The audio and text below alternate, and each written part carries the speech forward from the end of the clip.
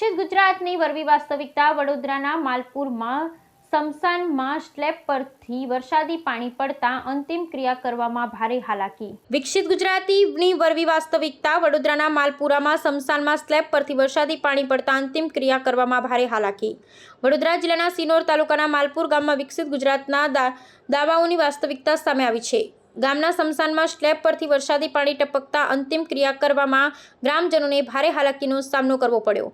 વરસાદને કારણે સ્મશાનમાં પાણી ભરાઈ જતા મૃતકના અંતિમ સંસ્કાર માટે ગ્રામજનોને તાડપત્રીનો સહારો લેવો પડ્યો હતો। વિડીયો વાયરલ થયા બાદ જોવા મળ્યું કે અંતિમ સંસ્કાર દરમિયાન મૃતદેહ પાસે ચાર બાજુ લોકો તાડપત્રી પકડીને ઊભા રહ્યા હતા, જેથી વરસાદી પાણીથી અંતિમ વિધિમાં ખલેલ ન પડે।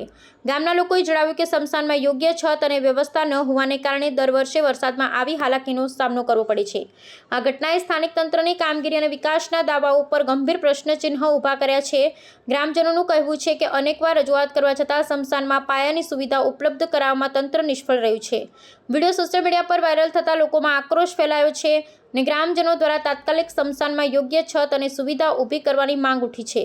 વિકાસના દાવાઓ વચ્ચે હજુ પણ ગામડામાં આધુનિક સુવિધાઓનો અભાવ સ્પષ્ટ જોવા મળે છે।